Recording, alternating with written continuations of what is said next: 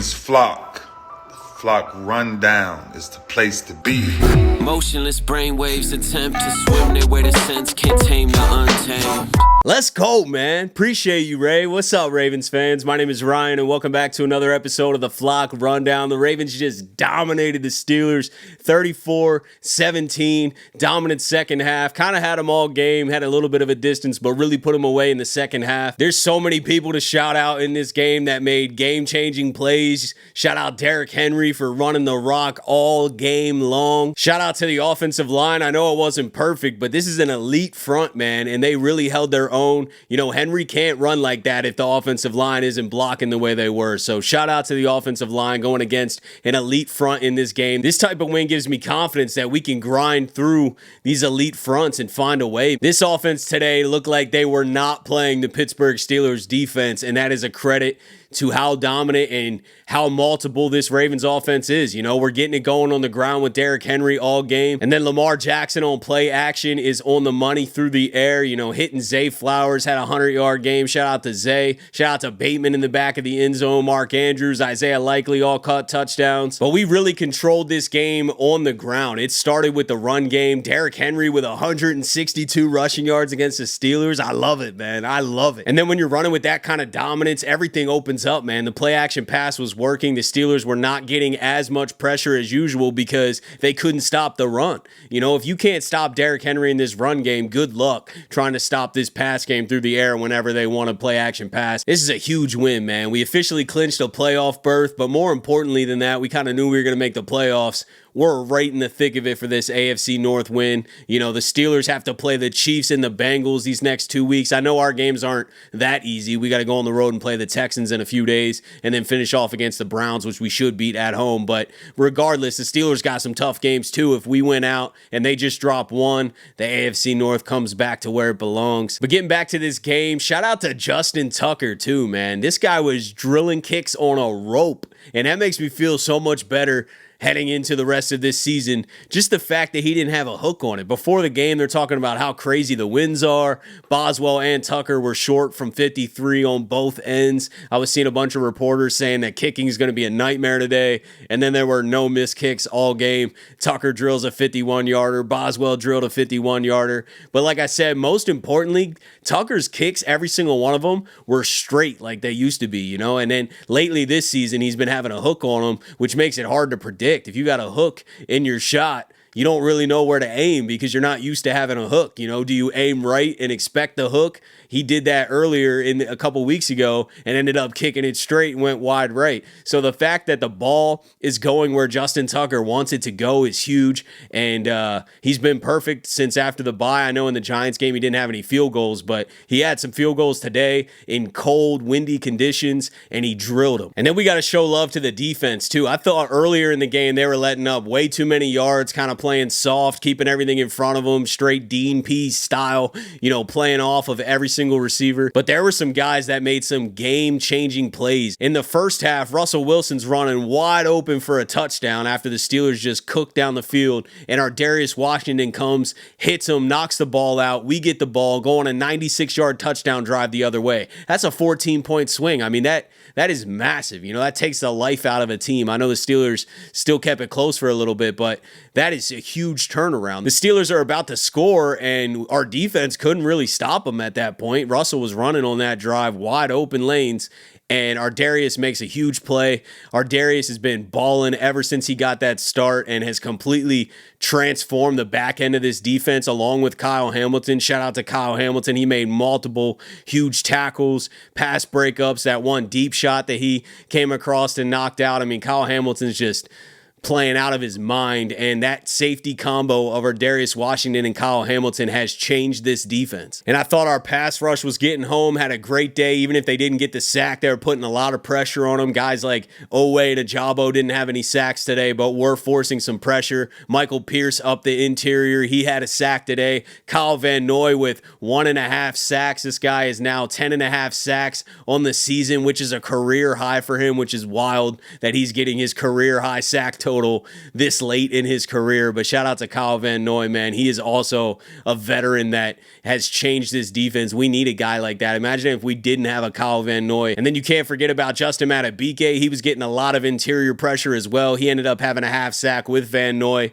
and this D-line was getting home, was putting pressure on Russ, making it uncomfortable, taking advantage of the opportunity going against a young Steelers offensive line. It's not like the strength of the Steelers is their offensive line. You know, they are vulnerable, and we have a strong defensive line, so we took advantage of that matchup today. I thought we won the trenches battle. We kind of won the trenches battle on offense too, which is just wild. You know, I never thought our line would be able to kind of neutralize this Steelers defensive line, but they did today. And then the play that really put this game away and swung all the momentum into the Ravens' favor, and they never let it go, was that Marlon Humphrey pick six, man. Shout out to Marlon Humphrey. Huge game. He's been having a huge season. We haven't got a lot of interceptions this season, haven't even forced a ton of turnovers, but this one came at the perfect time. Derrick Henry, the drive before that, runs all the way down the 10. It's like a 45-yard run, and then Lamar Jackson has miscommunication with Bateman. I guess Bateman was expected to keep running his crossing route, and he stopped.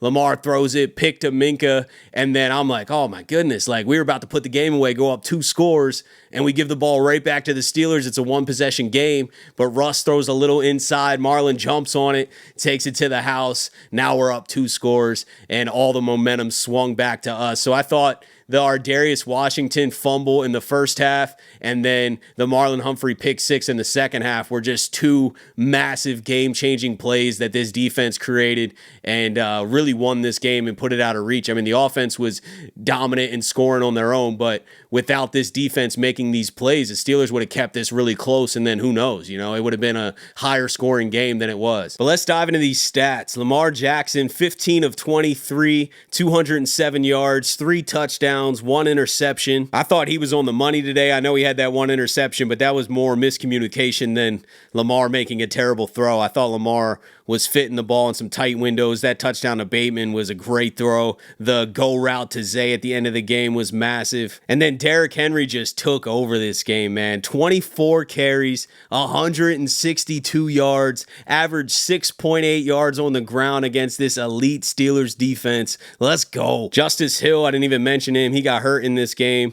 Hopefully he's all right, but he went out with a concussion in the first half, but he had 2 carries for 30. Lamar Jackson had 9 carries, but only for 22 yards. So the Steelers really focused on not letting Lamar run and meanwhile let Derrick Henry gash them the entire game. And then receiving, Zay Flowers led the way, 5 catches for 100 yards. He passed 1,000 yards on the season, so shout out to Zay Flowers. That doesn't happen a lot for Ravens receivers.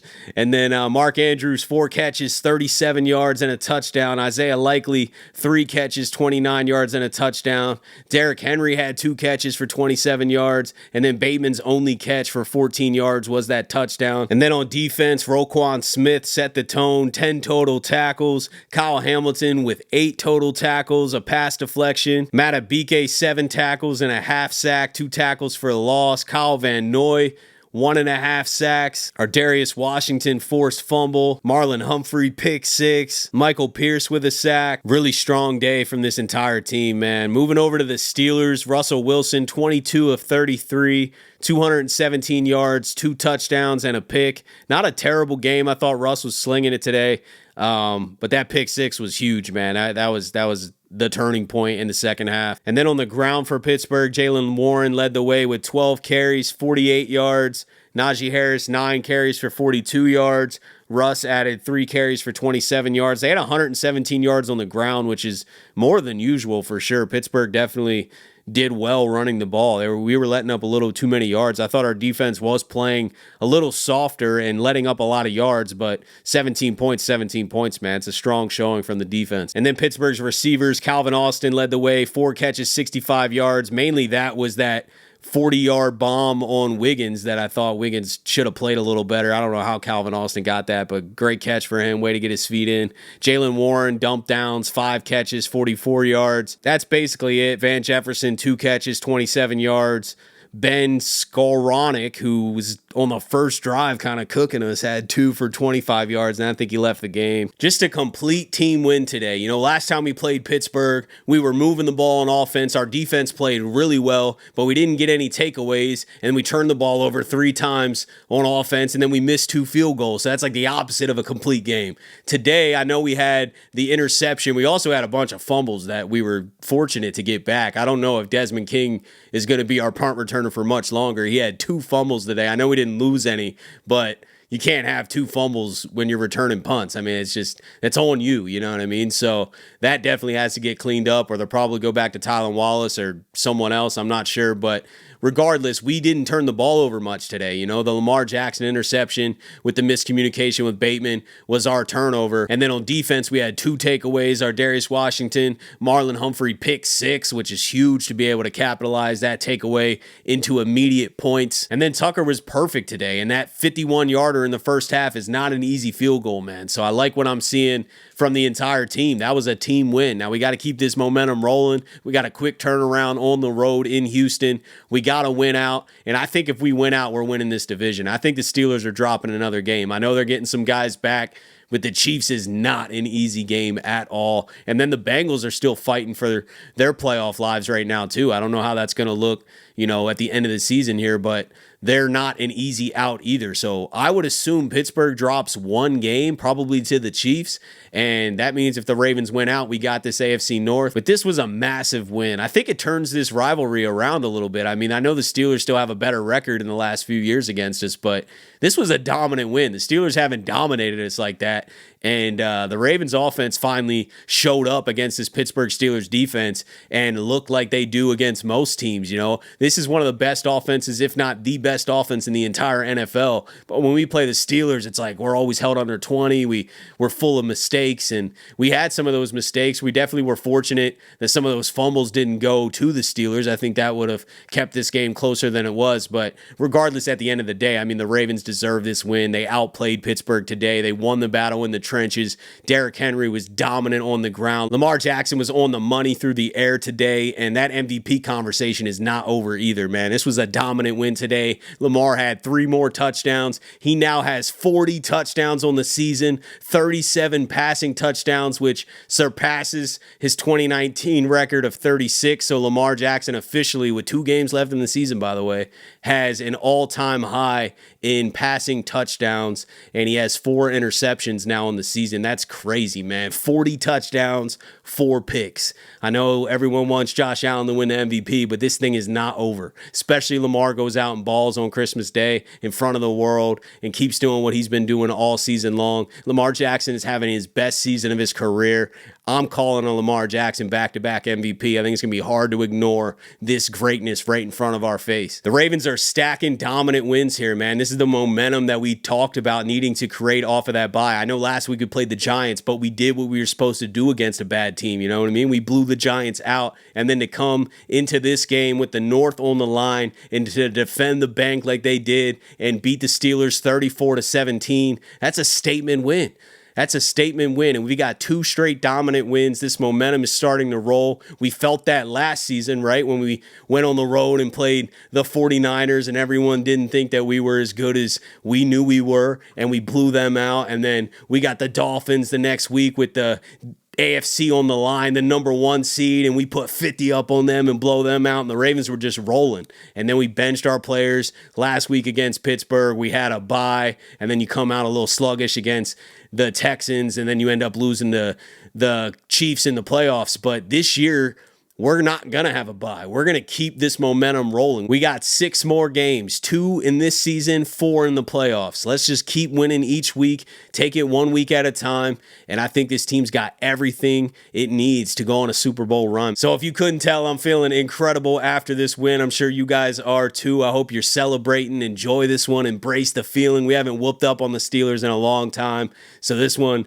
is something that we need to enjoy. But let me know what you guys think about this game. How are you feeling right now? now? How are you feeling about the rest of this season? What did I not talk about? I definitely missed some things, I'm sure. I always just turn the camera on right after the game and just rant. You know, I haven't even watched a press conference or anything. I'll have more episodes out before this next game, kind of recapping more things in detail after I watch film and watch the press conferences and all that. But this is my raw reaction, and it's feeling incredible. I appreciate you guys, as always, for tuning in to another episode of the Flock Rundown. Enjoy the rest of your night, or if you're watching this tomorrow, have a beautiful rest of your day. Enjoy some stress-free football, and I'll let the greatest linebacker in the history of the game take us out. Ravens Flock. The Flock Rundown is the place to be. My man Ryan has been a lifelong Ravens fan since he was born. The Flock Rundown. Nothing gets better than waking up and wondering how high we can fly. Tune in. Motionless brainwaves attempt to swim their way to sense, can't tame the untamed.